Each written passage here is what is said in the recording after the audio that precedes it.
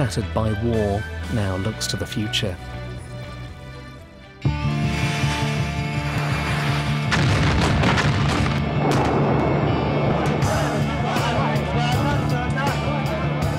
Ali Abbas, icon of the Iraq War, became a symbol of suffering when his home was hit by an American rocket, killing 14 members of his family. When images of Ali with arms amputated were beamed around the world, it sparked a tidal wave of sympathy, and a charity fund was set up in his name. After a life-saving operation in Kuwait, the charity brought Ali to Britain. He received the finest treatment, got to meet his footballing heroes, and he was given a pair of artificial arms. That's lovely. 6 years have now passed. Ali's 18, and the money from the charity is due to run out. So if he wants to stay here in Britain, Ali's got to learn to become independent and to support himself.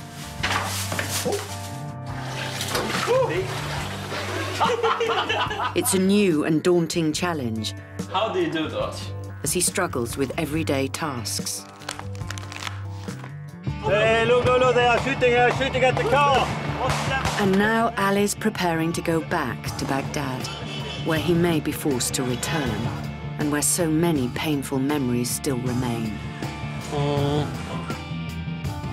You know, I just wish that a bomb could fall on me, you know, and with all that pain I had, I just rather died there.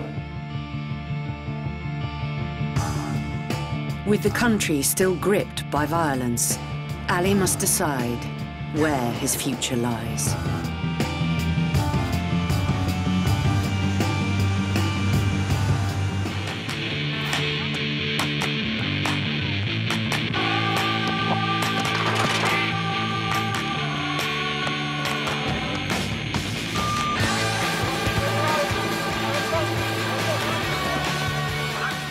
Since they left Iraq and came to live in Kingston, south of London, Ali and his friend Ahmed have been trying to live the life of ordinary British teenagers.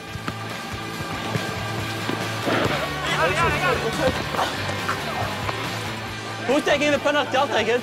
Penalty. Oh, no, I'll take it. Yes. Growing up in the West has opened their eyes to a range of unfamiliar cultural experiences. But they don't seem to mind one bit. My father had 2 wives, 2 at the same time. So how many wives do you want? 2 months now? I want to have 4. I have 6. I want to have 2 girlfriends and 4 wives. No, I have 7. That Monday, Tuesday, Wednesday. No, you know why I want to have 6? Because I want to have 1 day break.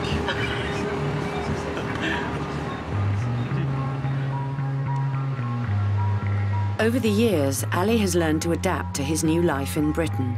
And in that time, he's become extremely skilled with using his feet. Yes! Another goal! Yes!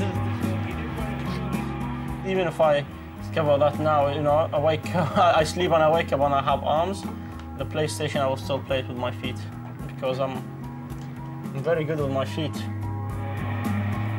Yes! It's a goal! Ali's charity pays for the rent and their expenses, and it also pays for their carers. Ahmed's father, Mohammed, and Ali's uncle. Hi, Uncle. How are you? Mohammed. What do you make dinner? The 2 Mohammeds. Oh, looking nice. Go ahead. Go. But in Iraq, nobody of them do any cooking. Oh, gosh. Wait. You are terrible. No women in the house. We need a woman.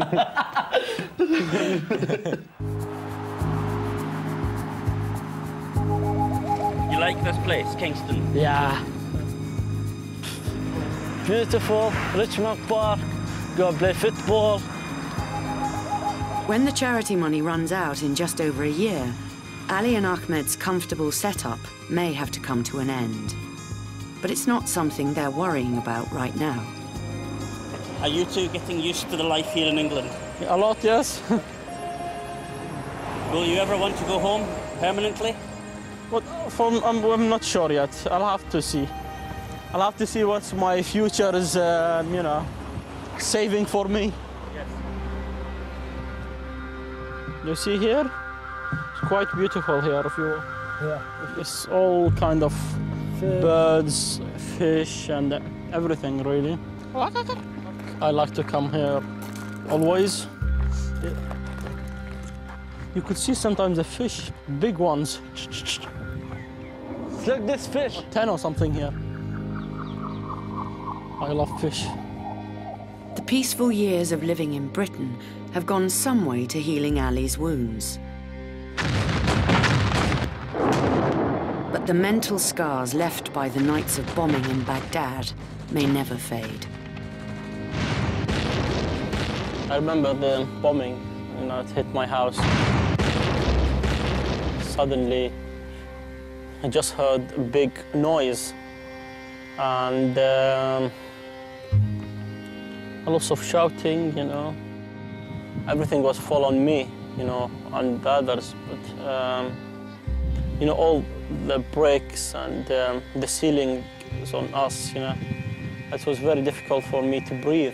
That was the hardest bit, you know, to feel the heat, you know, of the fire, you know, because my arms was burning, you know. Nobody knows how many innocent Iraqi lives were lost during the American bombing of Baghdad in 2003. Ahmed's home was also hit. Some bomb come to my house. I lost my hand, my leg, and I lost my sister dying. I lost my brother. After days of relentless bombing, hospitals in Baghdad were unable to cope with the critically injured. So Ali was airlifted by the Americans to a hospital in Kuwait, where other Iraqi injured had been evacuated. So there were, you know, where I met Ahmed. When I was a little better, we were on the same floor, me and Ahmed. You know, Ahmed used to come to me a lot. I used to go to his room, you know, also a lot. And I meet him and I go to his room and see him. And I come with a friend with him. It's like my brother. Ali only agreed to make the trip to Britain if his new friend Ahmed was allowed to come too. When they arrived, the headmaster of a local school in Wimbledon invited them to attend, where they were able to enjoy the benefits of a private education. This is it. This is the whole school, my favorite school. It's beautiful, isn't it? Ali's come back to his old school to say hello to a few friendly faces before making his trip back to Baghdad. Hello, my sister. Hello, Ali. How are you? Yes, well, thank you. Very well. Yes, very well, thanks. Nice to see you too. See you. There.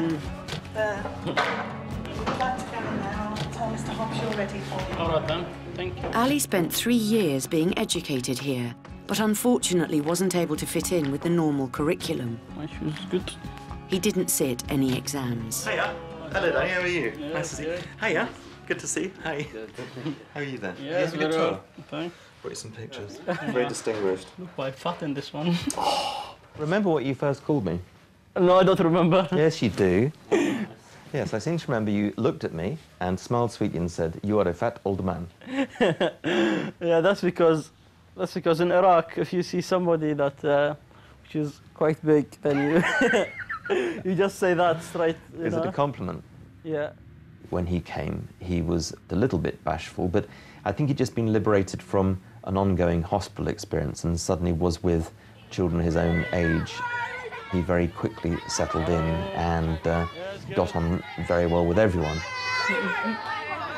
So shall I show you a trick to open this door? I learned it.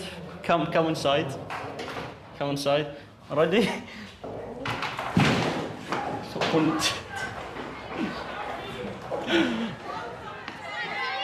I was very nervous first, but after I just got used to it, and they really treated me really well, just like if, you know, if they were a family. Yeah, hello, JD. Hello, Yo. How are you? Oh, how's Yo? Good. What is for lunch? Or sausages? Do you have halal sausages? Sorry. No. When he first came, he was very quiet, very small. Handsome. Very shy, yeah. And that all changed. He's grown up into a lovely young man now. Yeah. Having lost his parents when he was still very young has profoundly affected Ali. He just thought, well, when he got home, who would be asking him about his day? Who would tell him off if he'd done something wrong? But who would just let him get everything off his chest? I am going back to Iraq. Back to Iraq? Yeah, for 1 month. Don't take no risks. Yes, I think it will be safe, hopefully. Still worry about you when you go back. Yeah, I'll be fine. Whose cake is this? Who made this cake? He's not sure what he wants to do with his life, and he is essentially displaced from his homeland. Oh. Without necessarily the education or the means to earn a living. So I think I'm quite anxious about his future. Since he left school 2 years ago, Ali has been taking it easy and relying on his carers. But when he first came to Britain for rehabilitation, Ali was given a pair of artificial arms. Oh, yeah. Okay. Occupational therapist Fiona Carnegie helped Ali learn to use his new arms in those crucial early days. And today, she's visiting to see how he's getting on. I think it's Fiona coming. Hi, hello. How are you? Is Ali around? Yeah. Hi, Fiona. Ali, hello. Long time no see. Yes, how Thanks are for you? having me around here. Yes. That's great. Good to see you. You want something to drink? Oh, I'd love a glass of water. Give it on, my father. You've tried various different arms, haven't you? Yes. Artificial arms. That you had them that worked. Yeah. But you liked having the hands. Yes. Have you still got them, or not anymore? Yeah, should we just go and see now if we can find them? That would be great. Are they in there? Are they? Somewhere They're here. in there. Do you think they're in there? Yes, they are. I think behind. Ali struggled to adapt to wearing artificial arms. I have a feeling they're not there.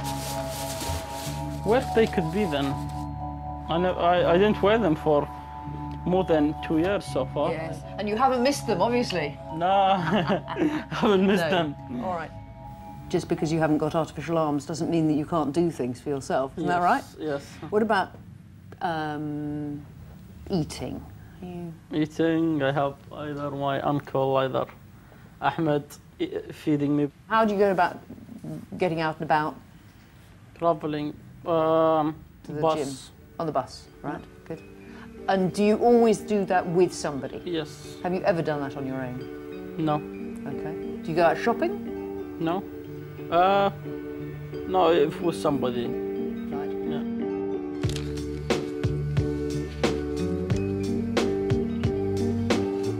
New artificial limbs could help Ali become more independent.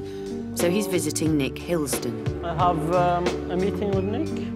the man who designed Ali's first artificial arms. Hello. Ali, how are you, my old friend? Good, how are you? Good, thanks. Yeah, great. That's good. Do you remember that I need, young yes. chap? Yeah. Then, about that time, you were doing quite well with this arm. You could work it, you could open and close a hand, you could rotate the wrist. He did remarkably well with it, with his limbs. Then he seemed to give the impression he was going to be a successful user, particularly in the early days. Give me. He was able to operate the hand well. He could do everything we asked of him, but it's not easy and it takes a lot of time and effort to do it. Oh! Oh, yeah. Wait. Tell me what you didn't like about this arm. I feel, dizzy when I try to, operate it, like open and close the arm. Yeah, it's quite hard. You need to really want to do it to be able to use it well. How do you feel about artificial arms now? What's the latest technology Well, come up with? Let's go in the workshop. We've got some arms there we're going to show you. All right. Well, you've been in the workshop before, haven't you? Yes, I've been. Oh, yes, a long time ago.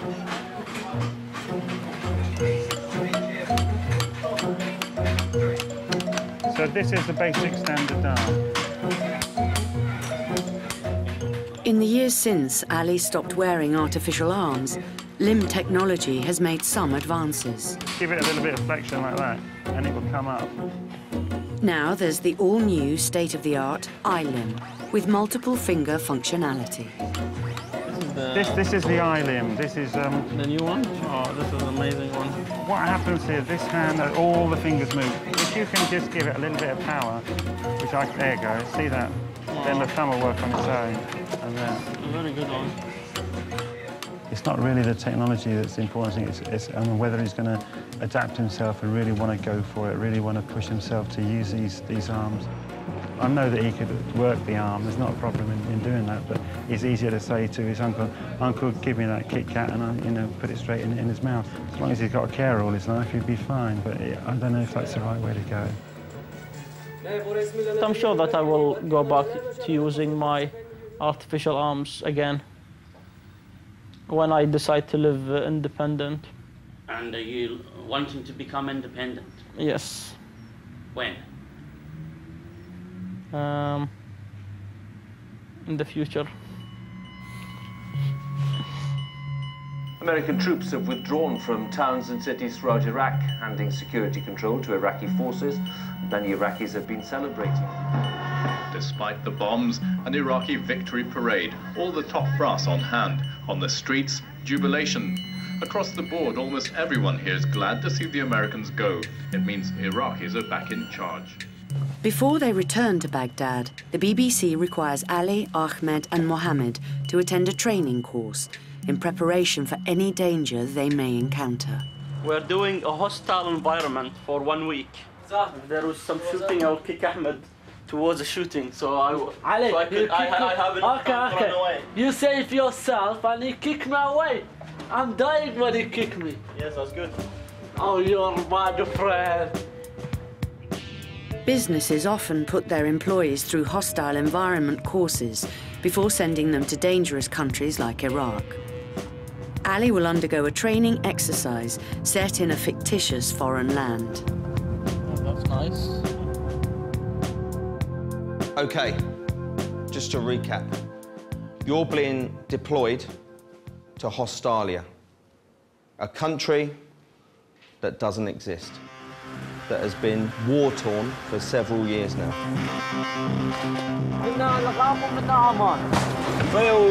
Hey, look, they are shooting at the car. They are shooting at the car.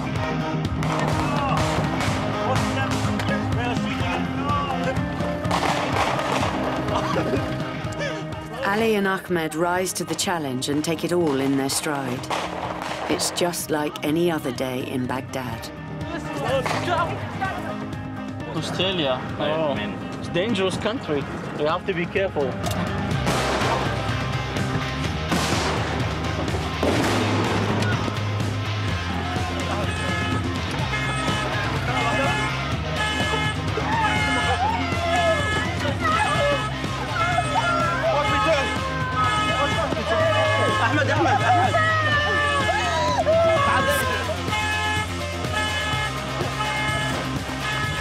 ديره لا تعجموا اسرع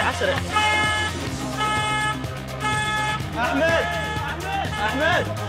افتح الله افتح اسرع افتح Young Ahmed, him and Ali are a real team. Ali is very cool, calm under pressure. Quick! He's dying. And Ahmed has got the physical ability to be able to get in there under the guidance of Ali. Okay, you'll be fine. Could you hear us? You'll be fine here.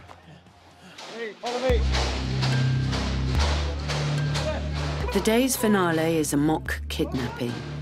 The most common cause of death for civilians in the first 5 years after the Iraq War was execution after kidnap. Around 20,000 Iraqi lives were lost this way.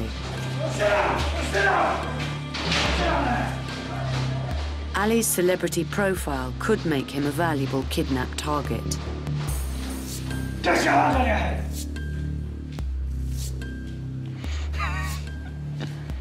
إذا أموت أمانة بصحى لي يقول لهم سلم عليهم.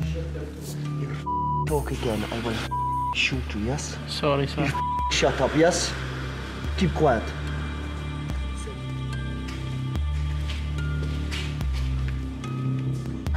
I was laughing because Ahmed was taking it very, very serious. And I got into trouble. Stand up! It was quite funny. You keep smiling, I will shoot you and kill you first. No. Yes? What is your name? My name is Ali. Where are you from? I'm from Iraq. Real kidnap, you know, you'll be very scared. You know, last year, one of my friends, he was the same age as me. He was going to work, they kidnapped him, and after 2 weeks or something like this, they brought him back to his family dead.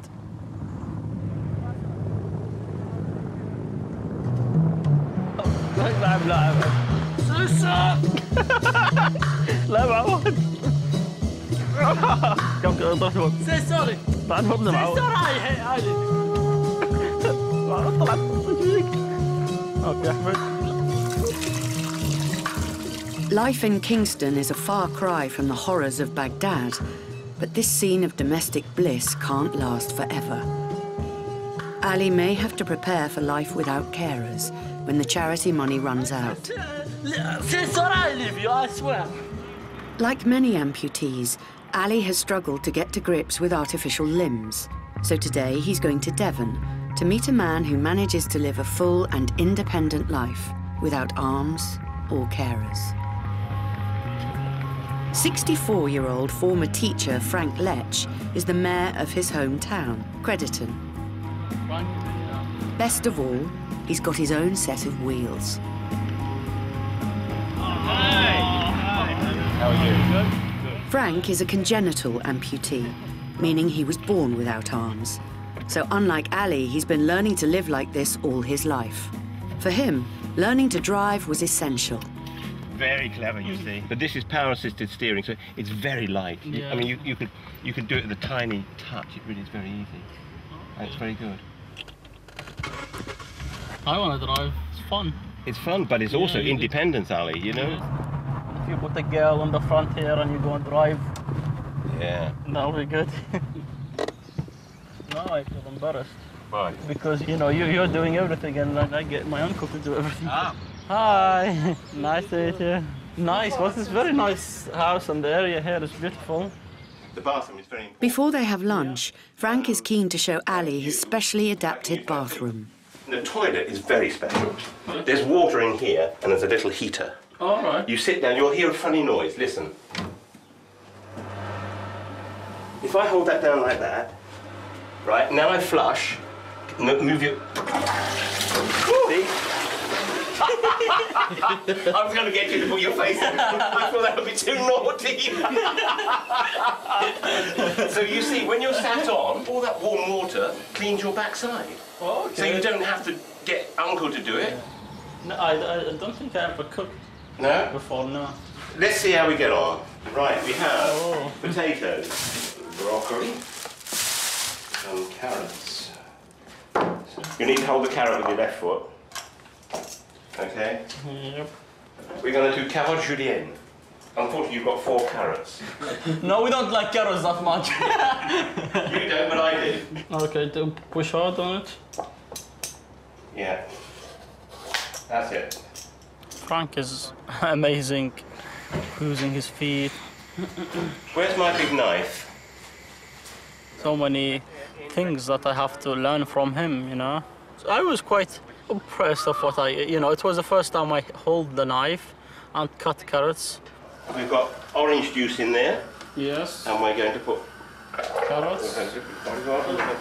Frank, have you ever considered prosthetic limbs? Yes. I wore them until I was 19. And why did you stop? Because they were useless. I'm exactly the same as him, you know, because he don't feel comfortable with his arms, you know. I didn't feel that comfortable with my arms, you know. Yeah, you've done it. Oh, that is so... It's balance, isn't it? How do you do that? Yes. Are you feeling it here now? Yeah. You see? Well done. You see? Absolutely, it can be done. I always felt that I am in the prison when I'm wearing my artificial arms. You know, on the feet, you have the feeling in it, you know, your brain just tell it to come up. That's what makes me always want to use my feet than my artificial arms. This is the second most difficult thing I do. The most difficult is not to drink the whole bottle. Okay. Good? Yes. Lovely, you see. And that's it. Okay. 1 bottle of French wine. This is the first time I'm gonna try my own food. So Oh, smells very nice. Doesn't it? You see? Yes. Cheers to the chefs. Cheers. Cheers. When Ali was on television, and you could see it was a tragedy, and he was given all this help. He met David Beckham, and he was turned into a superstar, but it didn't help him. Being a superstar and standing beside David Beckham doesn't help you to wipe your bum, dry your hair, cook yourself a meal, open your zip to go for a pee. If I could be crude enough to say it, he needs a kick up the pants.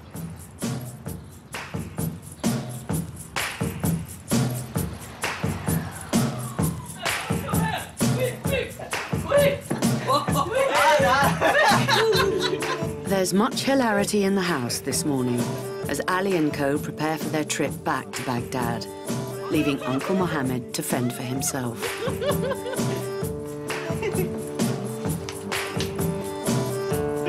Too many luggage.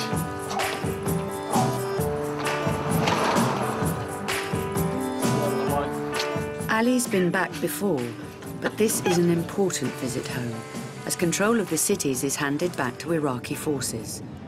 If he's unable to support himself in Britain, Ali may have to return to Iraq permanently.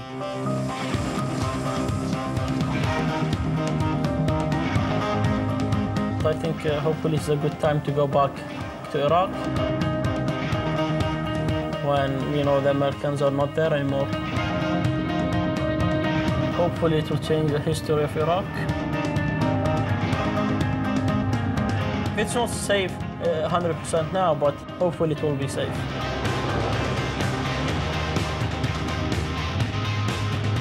The Iraqi forces were keen to demonstrate that they are now firmly in charge, and they were insistent on providing an escort. The Hammer is coming. Bloody hell. Big machine gun on the top of this Hammer. With the police now in tow, Ali arrives at his family home and to what's left of his step-family. 14 members of Ali's family were killed when the missile struck.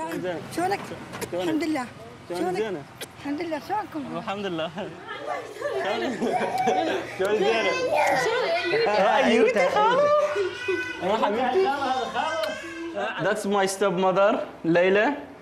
And that is Aya. She's a very cute girl, isn't she?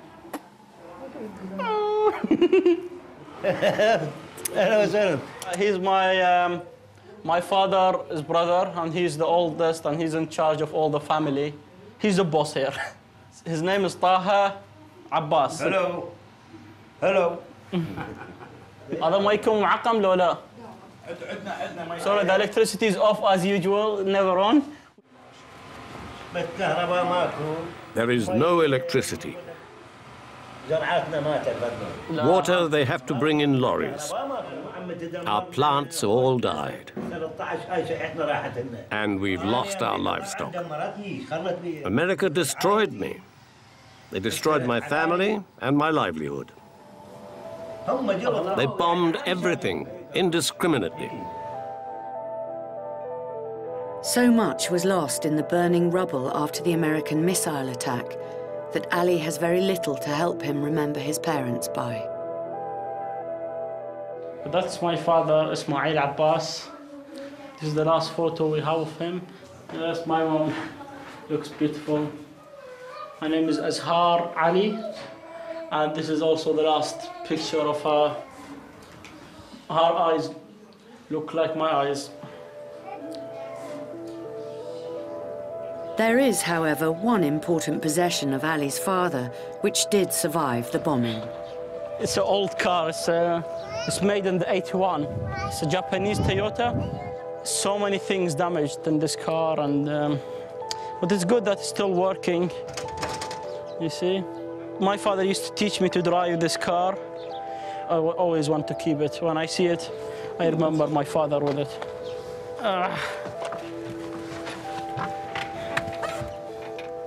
It's a good car. I remember being in my father's lap in here. I couldn't believe that. I was shaking. And then I hold the steering. I was just taking it left and right and everywhere. I was feeling very happy. And I will never forget this moment, the first time when he told me to drive. I will never forget that.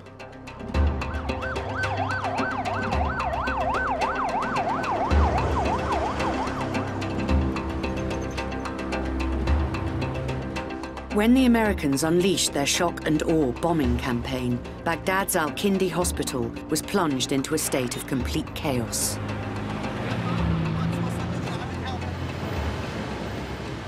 Is this a hospital? Yeah. Oh. Painful memories.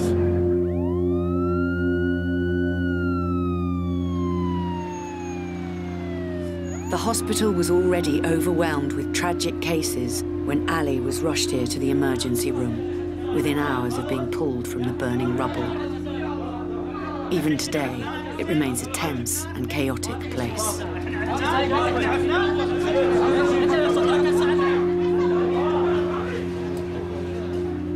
This is the first time I've been back since 6 years. When I walked into the entrance, I just remember before when I was coming, lying down in the bed and coming inside that entrance. Just, all the memories came back to me. Terrible injuries brought from bombs and fighting, and got shot by bullets. That night, I was very scared. I was in lots of pain. Just thought I was in another world. I was just dreaming. I just thought that I was in a nightmare, and I just want to wake up from it.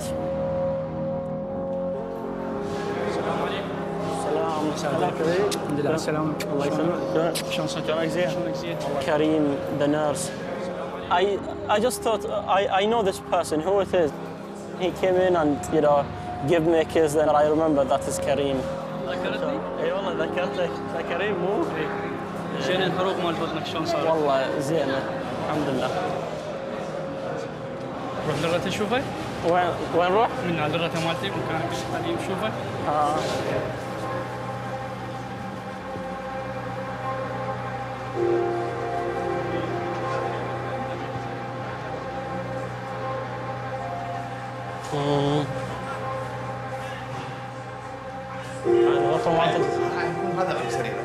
هذا كان مالتي؟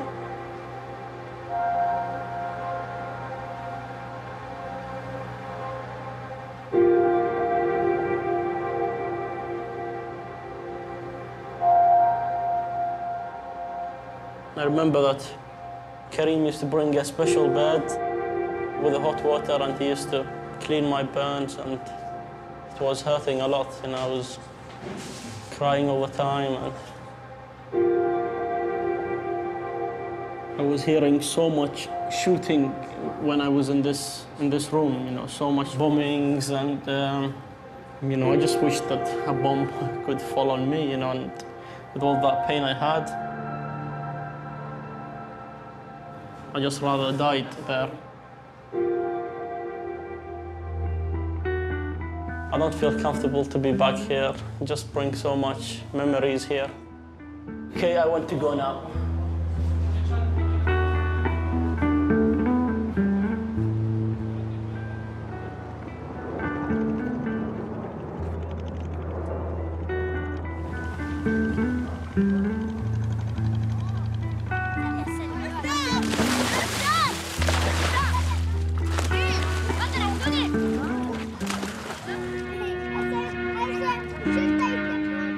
So many innocent lives have been torn apart by the war and ongoing violence in Iraq, and children are often the most vulnerable.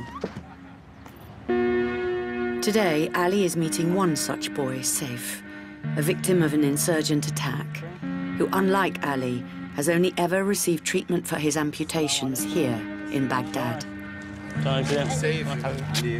شلونك؟ الحمد لله. السلام عليكم. شلون صارت الحادث مالتك؟ It was an explosion. It was at the market. I arrived there just when the bomb exploded. كم واحد راح بها هاي هاي 13 راحوا بالأول. 14. Around 13 died from the explosion, maybe 14. 4 of them were my friends. هاي منها. هاي من الضربة لو ورا الضربة؟ وقعات. كلها وقعات. لا هذا وقعات ما يقدر. No, it was because of his frequent falls. When they made the artificial limb for him, he wasn't steady on his legs when he was using it. Then he fell, and this leg broke. They gave us the limb, but didn't give us any training. زين هم اكو جمعية مثلا دعتك قالت لك تعال نطلعك نسوي لك هذا؟ No, there wasn't. Nothing. يعني آلاف عندنا آلاف ملايين صاروا عندنا معوقين. We have thousands, even millions of disabled people around, but there's nothing for them. هاي شغلة بعيدة يعني ماكو. Nobody cares for them. I felt quite upset for him. So many children like this have been through what I have been. If it's somewhere else like England, they will just do a leg for him and then he could walk normally. Here, you know, they don't care about a disabled person. The final visit Ali plans to make while in Baghdad is to visit the grave of his parents.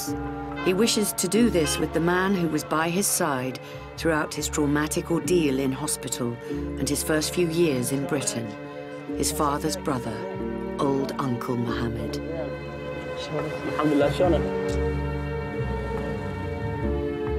Old Uncle Mohammed made this journey in 2003, while the American bombing of Baghdad was still ongoing. He took the remains of Ali's family to be buried at the shrine of Abu Aruj.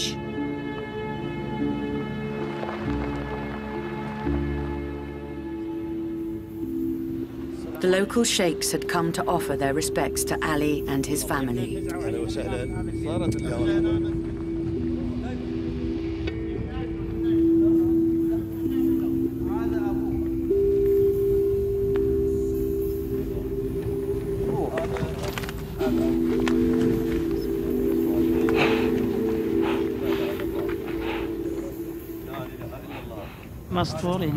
The event was overwhelming. There were bombs over here and bombs over there, and powerful aircraft overhead. We put 2 bodies in that grave, severed body parts, that is, and 2 in that one. Ali's arms had been amputated. I placed them embracing his father because they were the arms of his child.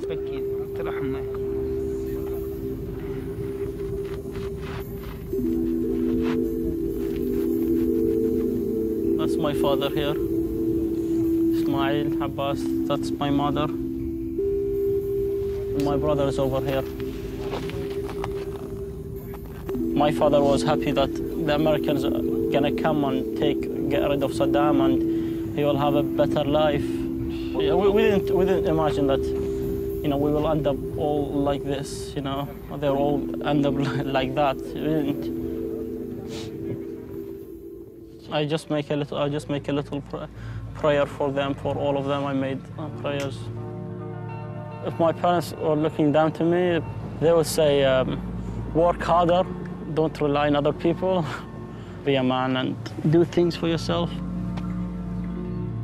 I believe that, you know, they're always with me. I'm always praying for them and they're also always thinking of me, I'm sure.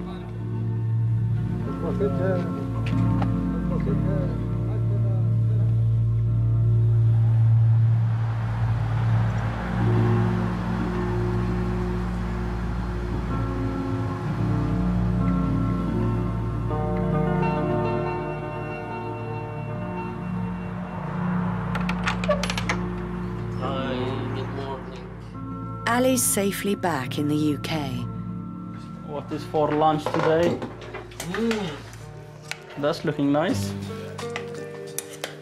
His emotional return to Baghdad has focused his mind on the future. Nice. I should think of my future now in England. Another big car bomb, this time in a busy street Because market. the violence in Iraq just have been going up now, and lots of bombings, and the disabled people, you know, they don't have a good life in Iraq. So that's why I don't want to go back to Iraq.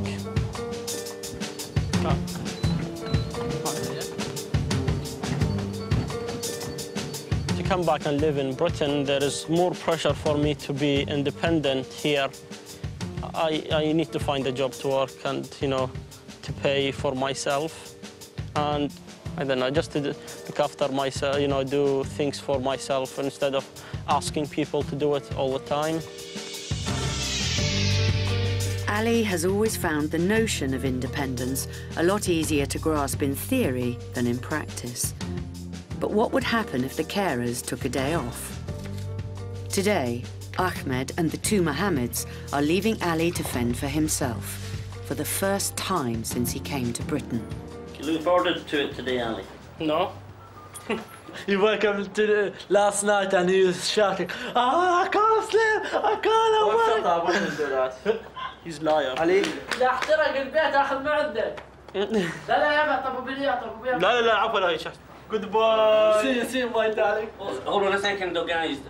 Does Ali not need to do the shopping for your evening meal tonight? Oh yeah. No, shut up. You bring rice and Pepsi, okay? What do you need for tonight, Mohammed? Rice. Chicken soup.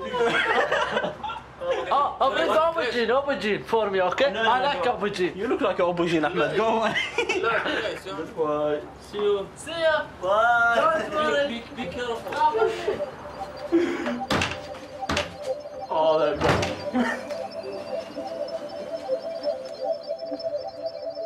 The boys set off for a fun day around London, Have you done it before?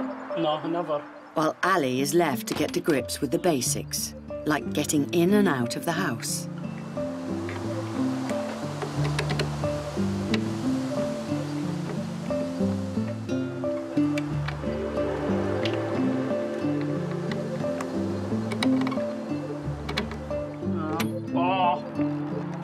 We locked out.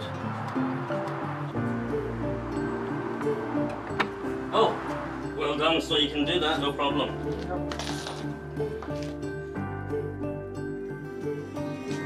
Oh, that one's good. Cool. Oh, it's lovely. The ladies. Oh, so pretty. So pretty.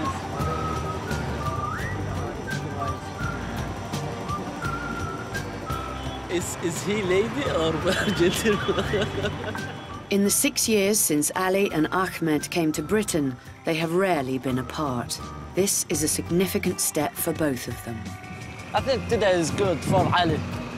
You want to practice for life, practice your life.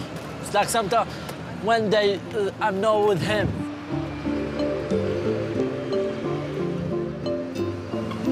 I miss him.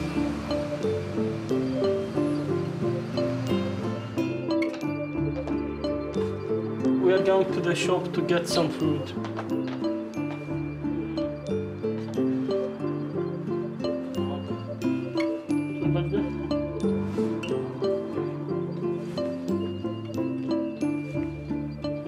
That was easy. Yep. Going shopping on your own may seem quite easy, but for Ali, it's a challenge he has never faced. Oh.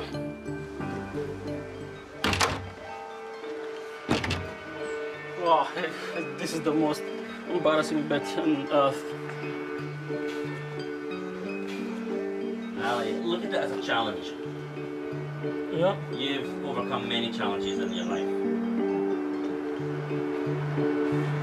Don't look.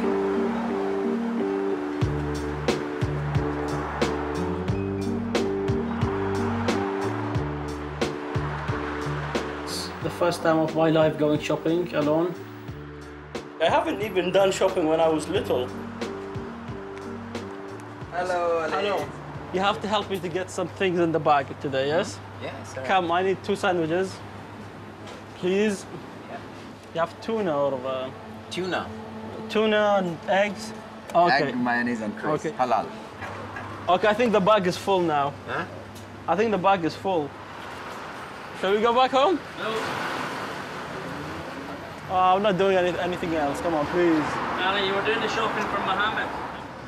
I cannot fit the chicken in here. Come on. This is a small bag. I need a bigger one to put with a chicken in it. I'm sure you can get chicken in there. No, you cannot put. Can I put a chicken inside here? Yeah, I put chicken here and everything, yeah. Okay. Does it go? Okay, I'm not getting any more things, that's it. Ahmed wanted aubergine. Okay, get Ahmed aubergine. 1 aubergine only for him. Tomato. Ahmed, don't you think Ahmed look like an aubergine?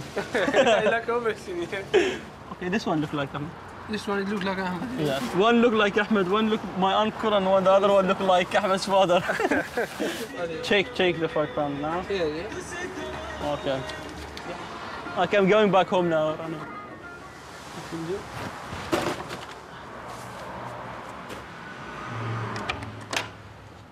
Second time round, opening the door is a breeze. There seems to be a solution to just about every problem.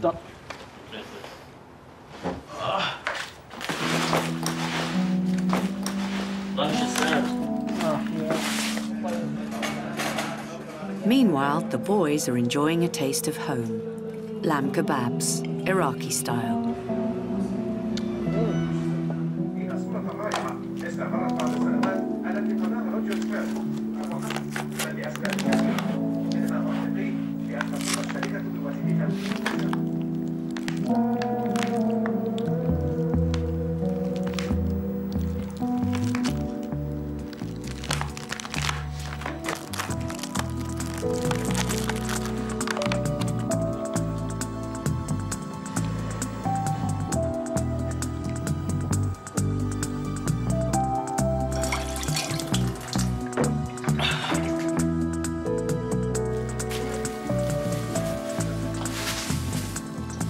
I thought today I did it all right. No, actually I did probably a little more than what I expected.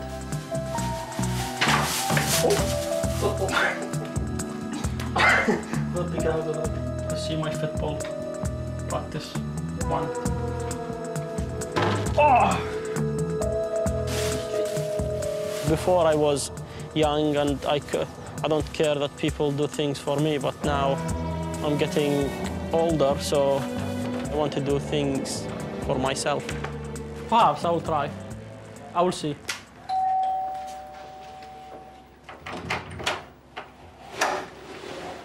I love you today, I love you today, I love you today, I love you today. Shut up. Oh, they brought kebabs. I want to eat now. Very nice. Hungry. Today it was the first step to be independent. I'm much more determined now. Where's your shopping, Ali? I just need to try more and more to work on my independence, and and hopefully I will get there. Ali, this your aubergine? Don't say it.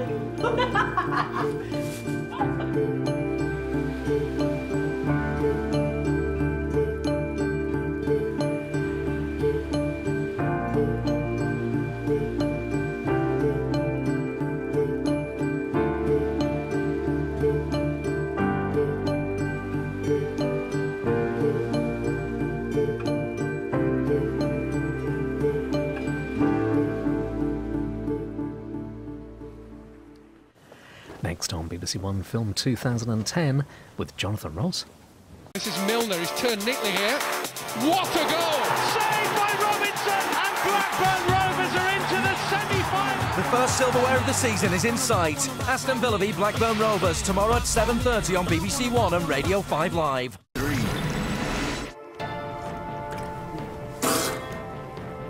What is that? Hot water. We're out of tea. We have a situation. Tonight you do. Press her all over this. Perfect middle-class young couple engaged to be married. The killing has to stop. The system is in place. This is how it works. It's time to face their demons. We're exposed to be huge suffering on both sides. Being Human, the new series, Sunday at 9 on BBC Three. A double bill of The Apprentice USA now at the new time 5 past midnight, after BBC One spends half an hour at the movies.